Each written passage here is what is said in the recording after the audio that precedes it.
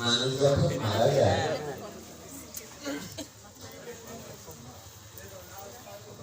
তার বোধগম্য থাকে না যে আমি কোথায় যাবো বা কোথায় যাচ্ছি, কোথায় গেলাম। মৃত্যুর পরে আমি কোথায় যাই যদি আমরা বুঝতে পারি, আসলে ওই সময়টা অন্ধকারে থাকে। যদি কারোর সদ্গুণ, সাধু কৃপা, বৈষ্ণব কৃপা, গুরু কৃপা থাকে, রাধা মাধবের কৃপা থাকে, তাহলে তারা উত্তম লোকে প্রবেশ করে।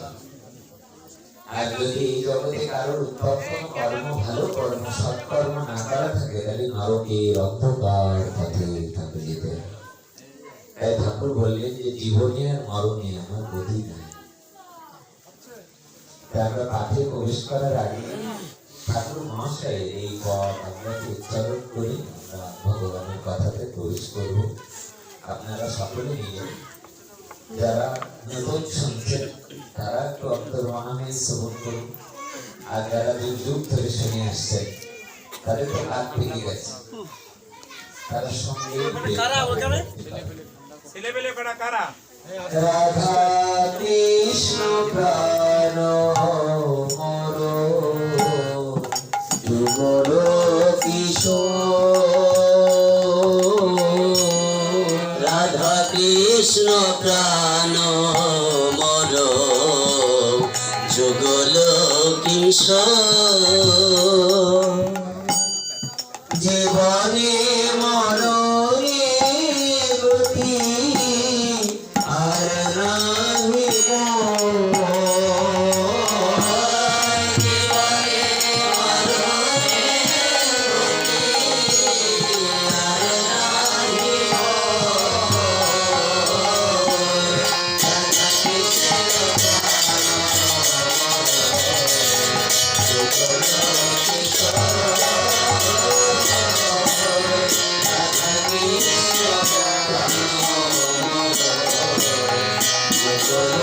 কিশোর,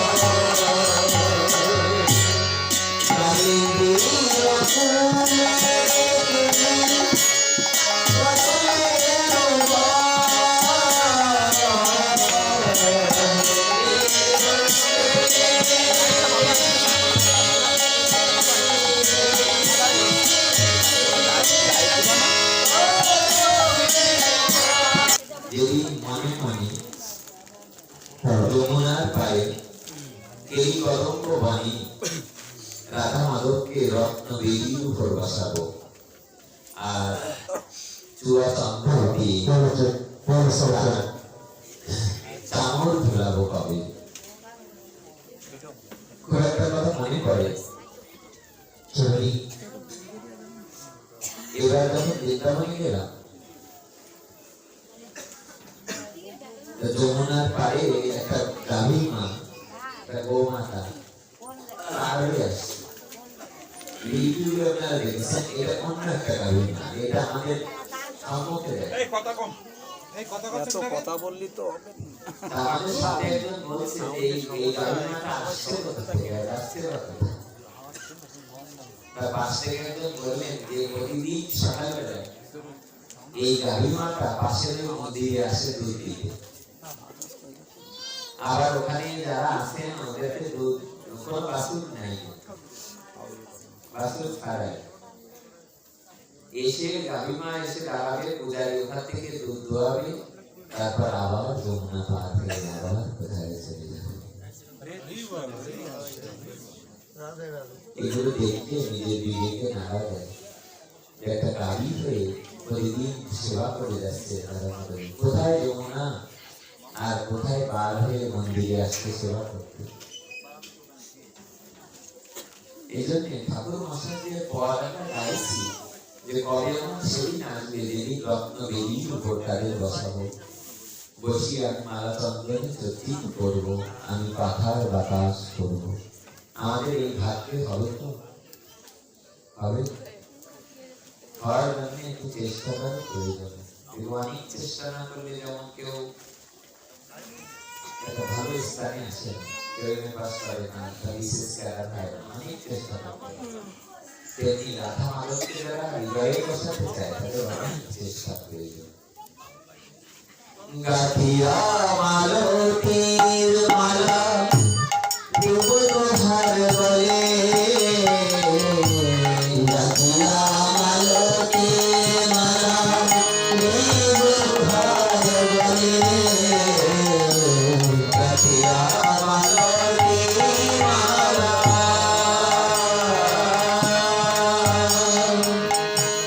গাথিয়া মালতীর মালা দেব তোহার বলে, গাথিয়া মালতীর মালা দেব তোহার বলে, মধুরে তুমি আদিও মধুরে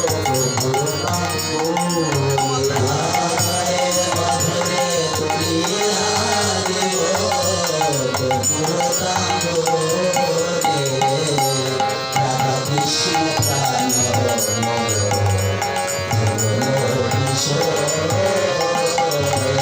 রাধা কৃষ্ণ প্রাণ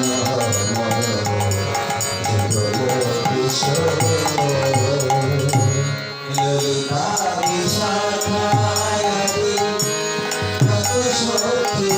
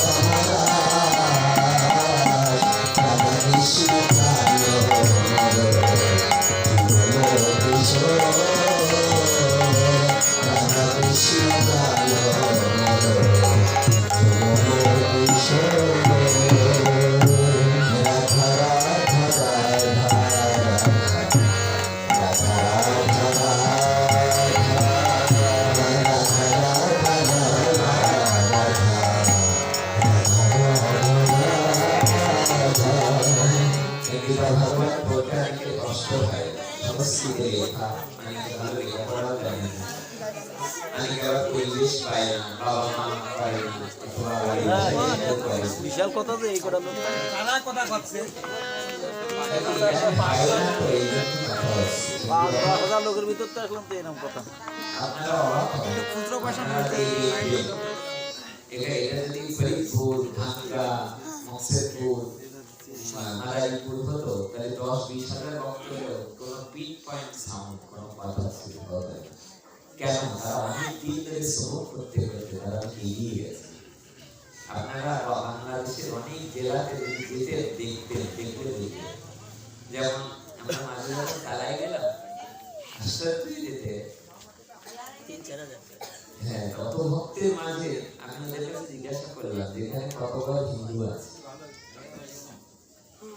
যেখানে 100 ঘর হিন্দু, বললাম যে গরু খাইয়ে কিছু টাকা আয় করে ভালো আছে, কিন্তু 2-10 বছর পরে কোথায় যাবো এর কোনো চিন্তা ছিল না। 20 বছর পরে আমরা থাকবো এখানে, 30 বছর 50 বছর পরে থাকবো কি? আপনাকে বুঝাই বলতে হবে যে চুপ করুন। ইউটিউবে যাচ্ছে কথা, বিশ্বের কত দেশের মানুষ দেখে ভাববে যে কোথায় গেছে পাবে, যেখানে বলতে হচ্ছে বন্ধুকে তুই এটা তো বাইরের কান্ট্রিতেও চলে যাবে, তখন কোথায় আমরা এসেছি এটা বুঝে যাবে।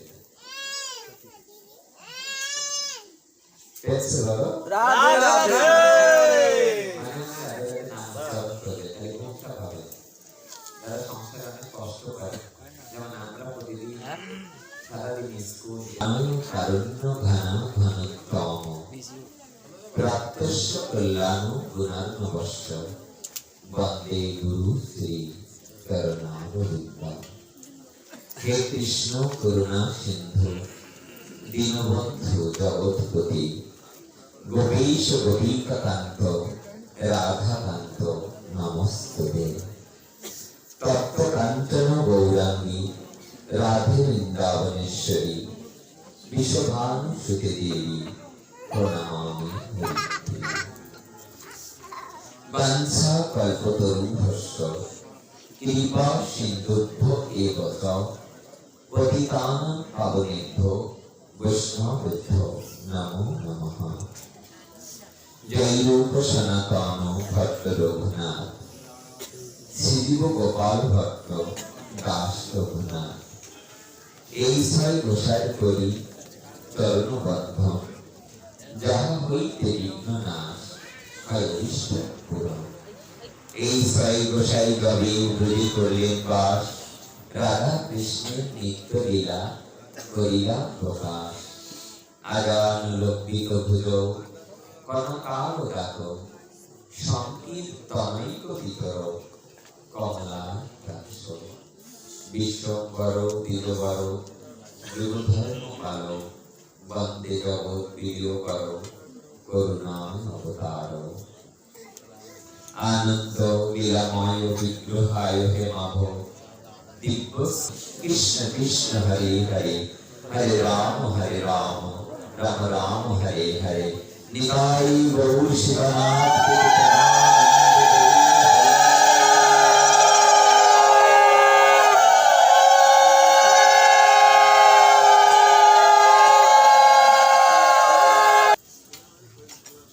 শ্রী ভগবান আমাদেরকে উদ্দেশ্য করে বলছেন যে হে জগৎজীব, এই পৃথিবীতে ব্রহ্মার মহিমান্বিত পদ থেকে শুরু করে, স্বয়ং ব্রহ্মা থেকে শুরু করে একটি দুর্গকাশের জগৎ পর্যন্ত আমি মায়া দ্বারা সৃষ্টি করেছি। অর্থাৎ এই জগতের সবকিছুই মিথ্যা, একদিন সবকিছুই ধ্বংস হয়ে যাবে। আপনি আমি থাকবো না। এই জগতের কোন বৃক্ষ লতা পাতা গুল্ম কোন যার জন্ম হয়েছে তার অবশ্যই মৃত্যু অবশ্যম্ভাবী। যাদস্য হি ধ্রুব ধ্রুব মৃত্যু ধ্রুবং জন্ম মৃতস্য চ। অর্জুন, যার জন্ম হয়েছে তার অবশ্যই মৃত্যু হবে। শুধু কি তাই, যার মৃত্যু হয়েছে তার জন্ম হতে পারে।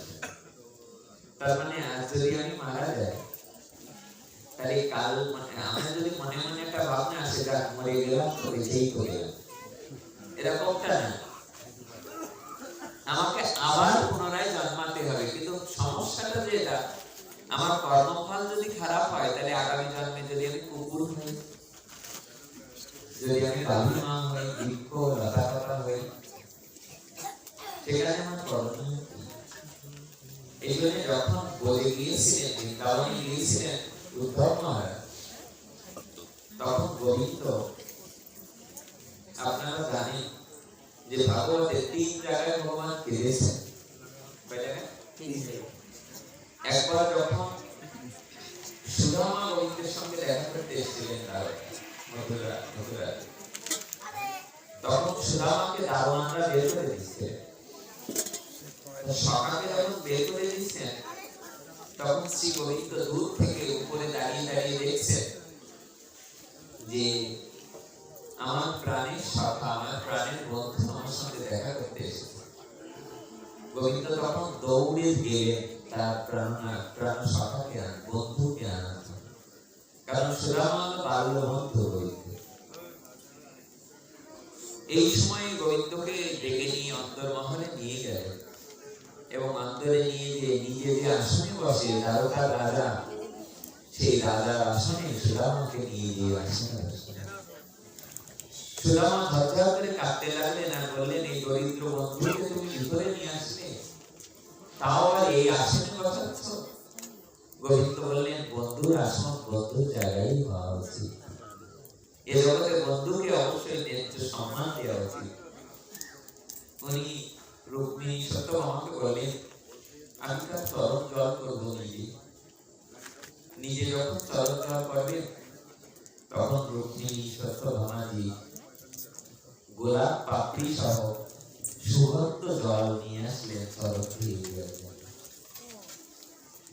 যখন চরণ ধুয়ে দেবেন, তখন শ্রী গোবিন্দ সুদামের চরণের তলায় হাত দিয়ে দেখে চরণের তলা ক্ষত বিক্ষত হয়ে গেছে, দরদর করে কোথা থেকে রক্ত বেরোচ্ছে। গোবিন্দের চোখ দিয়ে জল চলে আসে। বন্ধুকে বললেন যে বন্ধু, তোমার চরণের এই অবস্থা একটা কারুকা ভাই দিয়ে আসতে পারে না। যেন মনে মনে বলতে চেয়েছেন বৃন্দাবনে কখনো জুতা পায়ে দিয়ে যেতে হয় না, বৃন্দাবনে যেতে হলে অবশ্যই চরণে কোন জুতা স্যান্ডেল না পায়ে দিয়ে গোবিন্দ দর্শন করতে তোমাকে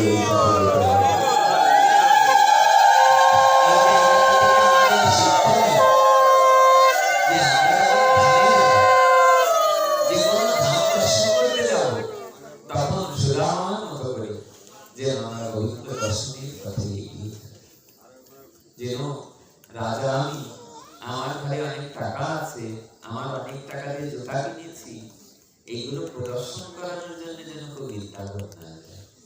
আমাদের গুরু মহারাজ বলতেন, জানো অনেকে আছে হোটেলে থাকে, টাকা আছে, তা বাবা তুমি হোটেলেই যদি থাকবা তাহলে বৃন্দাবনে যাওয়ার দরকার। হোটেলে থাকলে কি আর বৃন্দাবনের ভাব বোঝা যায়? শুধু হোটেল না, এসি রুমও নেই। এসি হতে থাকে। আমি 2 বার গিয়েছি আপনাদের আশীর্বাদ, 23 সালে 24 সালে। তো আসলে কিছু কিছু সাধুদের দেখলে আপনার মানে খুব খুব খুব মনের ভিতরে একটা দাগ কাটে। শ্রীমান মহাপ্রভু যেমন গভীরাতে যখন থাকতেন, মহাপ্রভুকে দাপরে রাধা কৃষ্ণ করিতে গৌর, রাধা রাধারানীর রাগ আর গোবিন্দের গৌর, গলিকার এলো গৌর। দুইজনে এক হয়েছে, বাইরে রাধা, ভিতরে কৃষ্ণ। তো শ্রীমান মহাপ্রভু যখন গভীরায় থাকে, গভীরের মধ্যে বর্ণনা দিচ্ছেন পরবর্তী, বলছে গভীরের মধ্যে শ্রীমান মহাপ্রভু যিনি রাধা কৃষ্ণ মিলিত হন, তার একটা বালিও নেই, এটা বালিশ নেই। 12টা বছর কখনো মাথার নিচে বালিশ দেই মহাপ্রভু। আমাদের যিনি ভগবান, তিনি আমাদের আচরণ করে দেখাচ্ছেন যে কিভাবে সংসারে থাকা উচিত।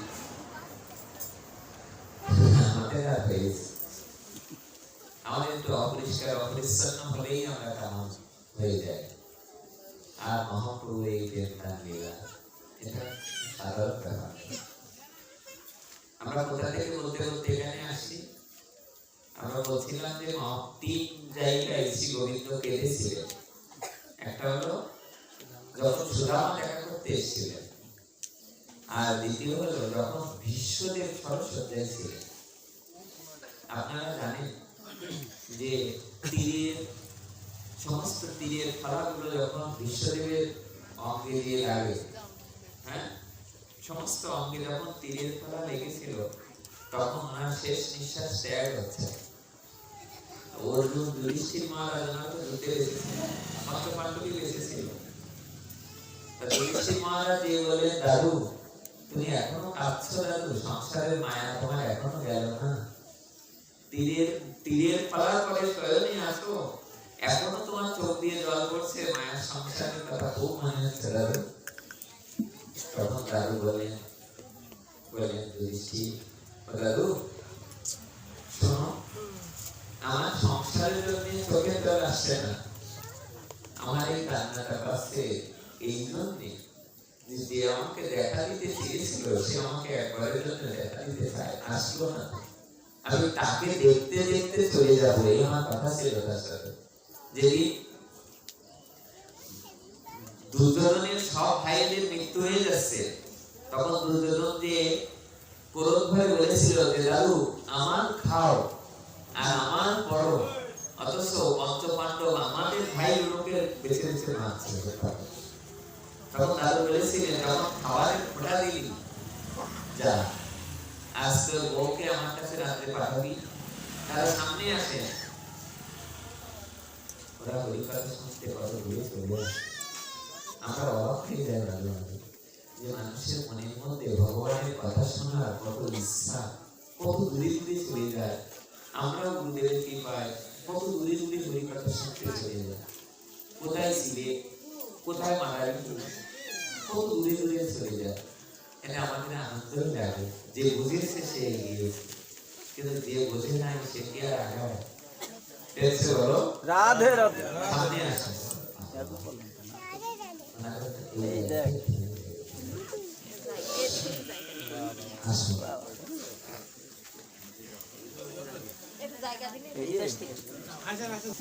কেন? বলে যে কথা দিয়েছিল সে দেখা করতে। যুধিষ্ঠির মহারাজ বললেন যে কে তোমাকে কথা দিয়েছে? তাহলে যদি পঞ্চপাণ্ডব আমার এইদিকে তাকাও না, যেদিন পঞ্চপাণ্ডব দুর্যোধনের সমস্ত ভাইদেরকে হত্যা করতে যাবে, তখন ভীষ্মদেবকে খাবারের ক্ষুধা দিয়েছিলেন দুর্যোধন। দুর্যোধন তখন বলেছিলেন, দুর্যোধনের কথা শুনে ভীষ্মদেব বলেছিলেন যে আজ রাত্রে 12টার পরে দুর্যোধনের স্ত্রীকে আমার কাছে পাঠাবে। দুর্যোধনের স্ত্রীর নাম কি ছিল?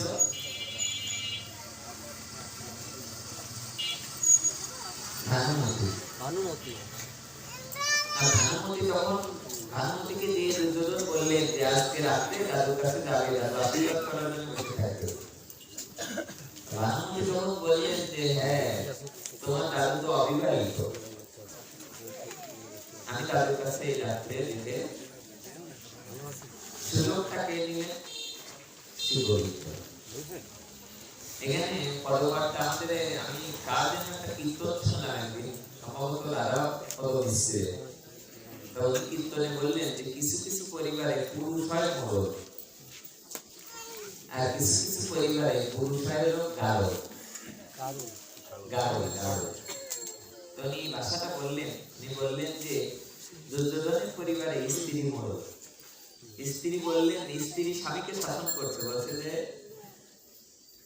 যেতে হয় তুমি যাও, আমি রাত 12টার পরে যদি দাদুর কাছে যেতে হয়, যেতে হয় তুমি যাও, আমি যাও। শিবহিত যে বললেন যে দ্রৌপদী পাঁচালীকে বললেন, শোনো, যদি তুমি সত্যি তোমার স্বামীদের মঙ্গল চাও, তাহলে আজ রাতে দাদুর কাছে যাবে, দাদু তোমাকে অবশ্যই মাথায় হাত রেখে আশীর্বাদ করবে। গরিবদের পিছু পিছু গেলে রাত 12টার সময় চপ্পলখানি বাইরে রাখতে বললেন, কারণ চপ্পল নিয়ে ভিতরে প্রবেশ করলে যদি চপ্পলের শব্দে জেনে যায়, আসলে গোবিন্দের অন্য ইচ্ছা। যেই মাত্র দ্রৌপদী ভিতরে ঢুকছে, গোবিন্দ দ্রৌপদীর চরণের যে চটি চপ্পল, ওইটা নিয়ে নিজের অঙ্গে মাথাতে লাগে। দ্রৌপদী পিছু ফিরে দেখলে, কিন্তু ওই সময় কিছু বললেন না। উনি যখন ভিতরে গেলেন, ভিতরে যাওয়ার পরে দাদুর সম্মুখে বসলেন, দাদু মাথায় হাত রেখে আশীর্বাদ করলেন, দেখুন শিখে শিবু অক্ষয়। তখন বললেন, পাঁচালী বললেন যে দাদু তাই যেন হয়। যেই মাত্র বললেন তাই যেন হয়, সঙ্গে সঙ্গে দাদু বললেন, এখানে তো ভানুমতির আসার কথা ছিল, এখানে তুমি পাঁচালী তুমি আসলে। তখন বললেন যে দাদু, এই জায়গায় যে আসার কথা, এই কথা অন্য কেউ না জানলে এই বিশ্বের মালিক যিনি শ্রীকৃষ্ণ ভগবান, তিনি অবশ্যই অন্তর্যামী, তিনি জানেন। আমাকে তিনি নিয়ে এসেছেন। তাহলে তিনি কোথায়? তাহলে তিনি তো দরজার বাইরে দাঁড়িয়ে রয়েছেন, আমি ভিতরে। তাহলে তাকে কাকে ডাকো? তাহলে তিনি সবাই হৃদয়, সকলের হৃদয়ের বাইরেই দাঁড়িয়ে আছেন। যে তাকে আন্তরিকভাবে আহ্বান করে ডাকে, তার ডাকে সাড়া দেয়, আর যে ডাকে না, তার ডাকে কখনো তিনি সাড়া দেন না। তিনি ভিতরে আসলেন। ভিতরে আসবার পর বিশ্বদেব বললেন, সব যুদ্ধের সমস্ত প্রস্তুতি তো তোমারই করে দিলে, কারণ পঞ্চপাণ্ডব যদি মারা না যায়, তাহলে যুদ্ধে তোমাদেরই তো নিশ্চিত জয়লাভ। তাহলে যুদ্ধে যখন তোমরাই জয়ী হবে, আমি দাদু বেঁচে থাকতে আমার শত যে দুর্যোধনেরা মারা যাবে, তাহলে তাই তাদের জন্য তো আর আমি কিছুই করতে পারলাম না, তবে আমার একটা প্রার্থনা আছে, বর চাই। গোবিন্দ বলার সঙ্গে সঙ্গে গোবিন্দ বলে, কি বর চাও দাদু? তাহলে আমার একটা বর চাই, এই আমার মৃত্যুর সময় আমি যেন তোমার একটা দর্শন করতে করতে পৃথিবী ছেড়ে ফিরে যাই। তাই বিশ্বদেব যখন সরস্বতীয় ভীষণ রক্তাক্ত অবস্থায় শয়নে আছেন, তখন শ্রীকৃষ্ণ ভগবান এসে দাদুর তরুণ স্পর্শ করেছে। তরুণ স্পর্শ করার সাথে সাথে তখন বিশ্বদেব কাঁদতে কাঁদতে বলেছিলেন যে, কে আমায় স্পর্শ করলে তোমার স্পর্শে আমার শরীর শীতল হয়ে গেল। তখন বিশ্বদেবকে দেখে শ্রীকৃষ্ণ ভগবান কেঁদেছে। দাদু তুমি চলে যাচ্ছ, দাদু তুমি চলে যাচ্ছ। এই দুইবার প্রথমটা আমরা কি বললাম, সুদামাকে যখন চরণ ধুইয়েছিলেন, আর দ্বিতীয় কি বললাম আমরা, সরস্বতী বিশ্বদেব যখন সরস্বতীয় ছিলেন তখন, আর তৃতীয় আর একবার কেঁদেছিলেন উদ্ধবকে যখন বৃন্দাবনে পাঠাচ্ছেন, তখন উদ্ধবের দুটো হাত গোবিন্দ নিজের হাতে করে ধরে বললেন, যাও উদ্ধব, যে ব্রজবাসীদেরকে দেখে এসো আমার মা কেমন আছে, নন্দ মহারাজ কেমন আছে, তুমি দিয়ে দেখে এসো ব্রজবাসীরা, আমার সখাগণ, আমার ধেনুগণ, তারা কেমন করে গদি তারা আছে, তুমি দেখে এসো শ্রীরাম বৃন্দাবনে। আমরা যে কথা বলতে বলতে এখানে এসেছি, আমরা বলছিলাম এই যে যার মনের মধ্যে অভিলাষটা এসেছে যে উদ্ধব বৃন্দাবনে গেলেন, বৃন্দাবনে কয়দিনের জন্য গেলেন? আমরা বলছি না এটা সবার দ্বারা হয় না, এটা সবার পারে। এই কথাটাই তো আমরা বলতে বলতে এখানে এসেছি। উদ্ধব শ্রীরাম বৃন্দাবনে গিয়েছিলেন মাত্র 2 দিনের জন্য। কয়দিনের জন্য? 2 দিনের জন্য। কিন্তু উদ্ধব জি যখন দেখলেন ব্রজগোপীদের, ব্রজবাসীদের ভালোবাসা, তখন 10 মাস থেকে গেলেন। 10 মাস থাকবার পর ব্রজবাসীদেরকে যখন উনি বিদায় দিয়ে উনি যখন ফিরে আসবেন, তখন বৃন্দাবনের দিকে তাকিয়ে উদ্ধব মহারাজ একটা কথা বলেছিলেন। কি সে কথা? বলেছিলেন, আমার পাণ্ডিত্যের জাহাজ প্রেমের সমুদ্রে তলিয়ে গেল। আমি যে এত জ্ঞানী, আমার সব জ্ঞান এই গরিব যারা আছে বৃন্দাবনে, শব্দটা ভালো হলো না, যে বৃন্দাবনের যত ব্রজবাসীরা আছে তাদের প্রেমের কাছে আমার সব জ্ঞান, সব পাণ্ডিত্য তলিয়ে গেল। সমস্ত বৃন্দাবনবাসীদের দিকে তাকায় উদ্ধব মহারাজ ক্রোধ করতে লাগলেন। নিরন্তর ঝরঝর করে চোখে জল ধরতে ধরতে উদ্ধব মহারাজ বললেন, হে বিধাতা, যদি আবার জন্ম দাও তাহলে এই পৃথিবীতে, যদি তুমি আবার জন্ম দাও তাহলে বৃন্দাবনে জন্ম দিও, আর বৃন্দাবনে জন্ম দিও। মানুষ করেও যদি জন্ম না দাও, বলে তুমি লতা পাতা গুল্ম করে জন্ম দিও। কেন? উদ্ধব মহারাজকে বললেন, কেন? ভগবানের যত শাখা আছে অর্জুনের সেও প্রিয় শাখা হলেন উদ্ধব মহারাজ। উদ্ধবজি বলতে লাগলেন, গোবিন্দ আবার যদি পৃথিবীতে পাঠাও তাহলে যেন বৃন্দাবনে ধুলো লতা পাতা করে জন্ম দিও। বলে কেন? বলে বৃন্দাবনের জন্মে যেন লতা পাতা হয়েও যদি জন্মায়, তাহলে জন্মানোর পরের থেকে রাধা মাধবের যে দিব্য লীলা, বর্ষিত ধ্বনি, ময়ূরের ধ্বনি, বৃন্দাবনের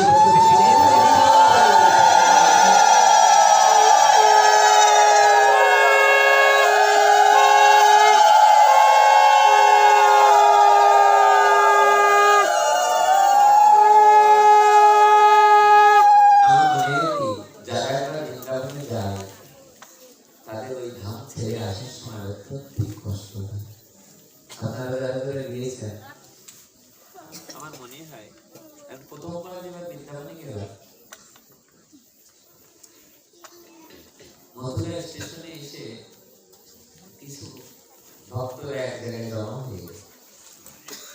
ওনারা শুধু বারবার করে আমাদের সাথে যারা রয়েছে ওদের কাছে জিজ্ঞাসা করছে, ইনি এমন কাঁদছে কেন? বুঝতে পারছি না।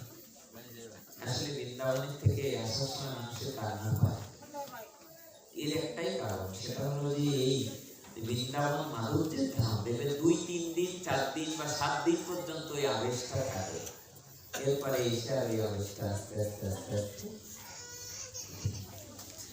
বৃন্দাবনে থাকার যে ভালো লাগা, যে ভালোবাসা, এইটা দেখবেন 2-4 দিন পরে যে এটা কেটে যাবে। আপনারা যারা যারা গেছেন এখানে, দাদা মানে সদ্য আসতে হয়ে বৃন্দাবন থেকে আসার পরে মনের ভিতরে আর কষ্টই লাগে, খুব ভালো লাগে। আমরা যে শ্লোকটা দিয়ে শুরু করেছিলাম, আ ব্রহ্মা স্তম্ভ পর্যন্ত সর্ব, কি শ্লোক শুরু করেছিলাম? সবাই মনে মনে উচ্চারণ করো। একটা শ্লোকের মধ্যে এত শক্তি আছে। গোবিন্দ বলছেন যে এই বিশ্ব ব্রহ্মাণ্ডে যে শ্লোকগুলো উনি পাঠিয়েছেন মানুষের মঙ্গলের জন্য, এই শ্লোকের এত শক্তি যে ভগবানকে নামিয়ে নিয়ে আসতে পারে এই শ্লোক। যেমন দেখবেন শত্রু বিমান যদি কোনো দেশের উপর দিয়ে যায়, তাহলে রাডার নামের একটা যন্ত্র আছে যা ওই বিমানকে নামিয়ে নিয়ে আসে। বলে এই দেশের একটা যন্ত্র যদি ওই বিমানকে নামিয়ে নিয়ে আসতে পারে, তাহলে ভগবানের যে নিজ মুখের শ্লোক, এই শ্লোক যদি কোনো ভক্ত মন থেকে উচ্চারণ করে, শ্রী ভগবান আমাদের গোবিন্দ এখানে নিয়ে আসতে পারে।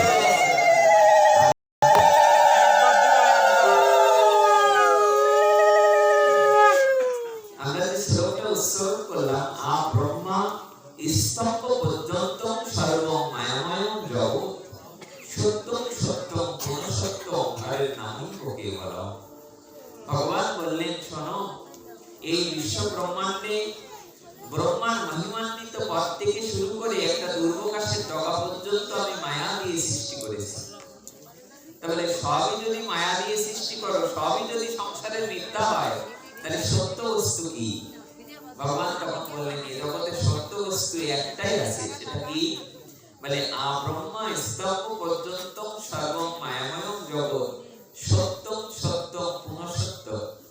আমি একবার নয়, 2 বার নয়, আমি 3 বার সত্য করে, ত্রিসত্য অঙ্গীকার করে বলছি, এ জগতে সবকিছুই মিথ্যা, একদিন কোনো কিছুই থাকবে না, কিন্তু একটা বস্তু জগতে সবসময় থাকবে, হরের নামই কেবলম। হরে কৃষ্ণ কৃষ্ণ কৃষ্ণ হরে হরে, হরে রাম রাম রাম হরে হরে। পৃথিবীতে যদি কোনো সত্য বস্তু থেকে থাকে, তাহলে হরিনাম সংকীর্তনটাই তোমার সঙ্গে যাবে এবং এটাই সত্য। ত্রিসত্য অঙ্গীকার করে ভগবান বলে। আমরা যে কীর্তনটা গাইলাম, সবার শেষ পদে কি গাইলাম?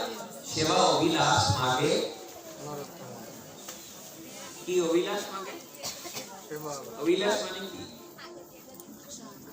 অভিলাষ মানে ইচ্ছা বা আশা বা কামনা বা অভিপ্রায়। কামনা বাসনা বা ইচ্ছা, অভিলাষ বা অভিপ্রায়। ওখানে পদকর্তা গাইলেন যে সেবা অভিলাষ করে নরোত্তম দাস। তার মানে তিনি চাইছেন আমি যেন তোমার সেবা করতে পারি। উনি কি আসলে সেবা করতেন না? উনি তো নিত্য নিরন্তর সেবা করতেন। আমাদেরকে উদ্দেশ্য করে বলছেন যে আমাদের এই অভিলাষ থাকা উচিত, যেন আমরা ভোরবেলা উঠে গোবিন্দকে দুটো ফুল চন্দন, ফুল মালা, তিলক চর্চিত করে আমরা দুটো পুষ্প, দুটো তুলসী করে গোবিন্দ চরণে দিতে পারি। আমাদের অভিলাষটা হওয়ার জন্যই তিনি এই পদগুলো আমাদের উদ্দেশ্য করে গিয়েছেন। তাই যদি না হতো, মনে আছে বংশীদাস বাবা যখন বাংলাদেশে এসেছিলেন, এই পর্যটন আমি গিয়েছি শিবুদেবের সাথে, আমাদের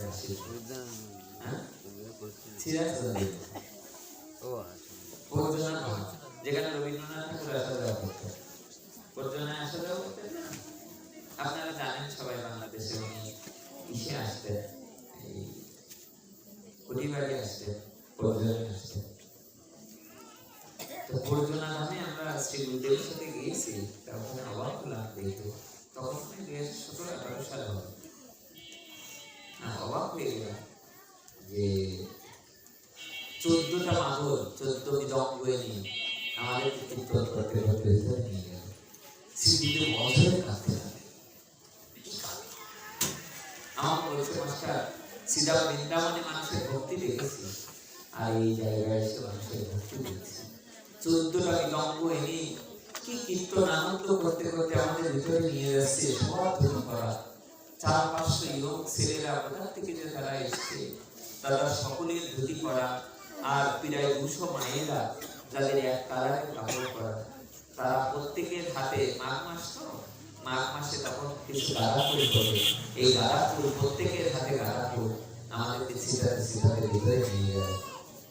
তো আমি গেলাম, শ্রীদেব তখন বললেন, সমাজটা যেখানে যেতে হয় সেই ধামে বা সেই জায়গার মহিমা কিছু গ্রন্থ লিখতে হয়। তার ওই সময় একটা গ্রন্থ লিখেছিলাম, ওই গ্রন্থে একটা প্রসঙ্গ উল্লেখ আছে যে বংশীদাস বাবার জীবনীতে এরকম একটা প্রসঙ্গ উল্লেখ আছে যে 1972 সালে কার্তিক মাসের 1 তারিখের ঘটনা। 1972 সালে যখন যুদ্ধ সমাপন হয়েছে, যুদ্ধ শেষ হয়ে যাওয়ার পরের বছর কার্তিক ব্রত হয়। আপনারা তো এই অনুষ্ঠানটা কিসের অনুষ্ঠান? ব্রত উপলক্ষে যারা যারা এই ব্রতটা উদযাপন করেছে, পালন করেছে, তাদের মনের মধ্যে ইচ্ছা হয়েছে যে এই মাসে আমি একটু সাধু সেবা দেব। আসলে এই হরিভক্তি বিলাসের উল্লেখ আছে যে এই মাসে একটু সাধু সেবা দিতে হয়, আছে না? মোট 5টা কথা উল্লেখ আছে। একটা হলো কি করতে হয়, একটা প্রথমে আছে হরি জাগরণ, মানে ভগবানকে একটু জাগানো সকালে, আর প্রাত স্নান, ভোরবেলা একটু স্নান করা, আর 3 নম্বর তুলসী সেবা, মানে তুলসী সেবা, আর 4 নম্বর হলো দীপদান, মানে একটু প্রদীপ দান। অবশ্যই প্রদীপ দানটা ঘিয়ের হওয়া উচিত। গ্রন্থে উল্লেখ আছে কিসের প্রদীপ? তবে কোন গরিব মানুষ যদি ঘি কিনতে না পারে তাহলে সে অবশ্যই তিলের তেল দ্বারা এই মাসে প্রদীপ দিতে পারে। পদকর্তা বললেন যদি তাও কারো সামর্থ্য না হয়, যদি তিলের তেল না কিনতে পারে, পদকর্তা বলছে যদি তাও না পারে, কল্পকোটি সহস্রাণি পাতকানি বহুনবী নিমেষার্ধেন দিবস্য বিলয়ং কার্তিকে। যদি তাও তোমরা না পারো, যদি কেউ ঘি কিনতে না পারে এই মাসে, যদি কেউ তিলের তেল কিনতে না পারে, তাহলে যার বাড়িতে কেউ তিলের তেলের প্রদীপ জ্বালিয়েছে, তুমি তাদের বাড়িতে যে ওই সলতেটা, বিগুনি সলতেটা যদি বাড়িয়ে দাও, গোবিন্দ বলছে তোমার মঙ্গল হয়ে তোমাকে আমি ভালোবাসি। এখানে একজন বলেছেন, হচ্ছে না তো, এখানে একজন বলেছেন যে তাই একটা প্রদীপ দিলে গোবিন্দের কাছে যাওয়া যাবে। তা গোবিন্দ নিজেও মুখে বলেছেন যে দেখো, একটা মেজের কাঠি যদি কোনো গ্রামে আগুন ধরিয়ে দেওয়ার জন্য একটা মেজের কাঠি ধরিয়ে দাও, পড়বে না? একটা কেন পড়বে? একটা মেজের কাঠি এখানে দিলে আগুন ধরে যাবে। গোবিন্দ বলছেন যে যদি একটা মেজের কাঠি সে যদি একটা গ্রাম পুড়িয়ে দিতে পারে, তাহলে আমার উদ্দেশ্যে একটি প্রদীপ দিয়ে তার হৃদয়ের পাপ আমি কেন পারবো না পুড়িয়ে দিতে? কল্পকোটি সহস্রাণি পাতকানি বহুনবী, বলে কোটি জন্মের পাপটা ধুয়ে মুছে যাবে যদি আমার উদ্দেশ্যে এই মাসে একটি প্রদীপ দান করো। দেখতে দেখতে মাসটাও পার হয়ে গিয়েছে, তবু আমরা সকলের চরণে সেবা করতে প্রার্থনা জানাবো। যেমন কত জেলার কথা বলছি, তারা প্রত্যেকটা পরিবার এই মাসে ব্রত করেছে। আগামী বছর এই দিনে আমরা যদি বেঁচে থাকি, এই মাসে যদি বেঁচে থাকি, আসুন না আমরা সকলে মিলে এই ব্রতটা এই মাসে সবাই পালন করি। কত মুসলমান ধর্মের লোকেরা তারা তাদের মাসটা ছোট ছোট ছেলে মেয়েরা পর্যন্ত তারা পালন করে না, কিন্তু আমাদের যত পবিত্র মাস আছে, আমাদের কোথায় ছেলে মেয়েরাও বা কোথায়, মা বাবারাও বা কোথায়? আমাদের সকলকে এগিয়ে আসা উচিত, আমাদের পালন করা উচিত। 1972 সাল কার্তিক মাসের 1 তারিখ বক্সিদার বাবা বিকালবেলায় কীর্তন শুরু করেছে, পাঠ হচ্ছে। পাঠ কীর্তন সমাপন অন্তে বক্সিদার বাবা রাতের আবছা আলোয় মন্দিরের দিকে তাকিয়ে দেখে যে কোনো এক মেয়ে ছেলে মন্দির পরিক্রমা করছে। তো বাবাজি মহারাজ মনে মনে চিন্তা করছে যে মন্দিরে মেয়ে ছেলে আসা তো ভালো না, ওই রাত্রিবেলায় মেয়ে ছেলে আসা তো ভালো।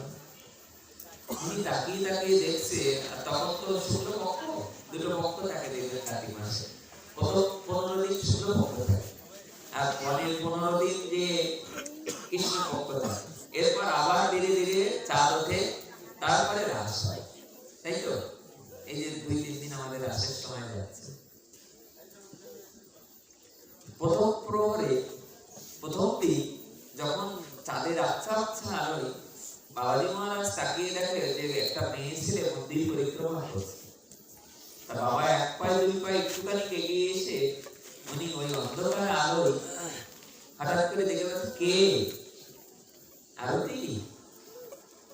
আসলে আরতি মেয়ে ছেলেটা ছিল বাবারই শিষ্যা, এক মেয়ে ছেলে। কি নাম? আরতি। কার? বংশীদাস বাবার শিষ্য। ইনি পরজনা ধামের একজন সিদ্ধ মহাত্মা। ওনার নাম বংশীদাস ছিল, কারণ ওনার গুরুদেবী নাম রেখেছিলেন বংশীদাস।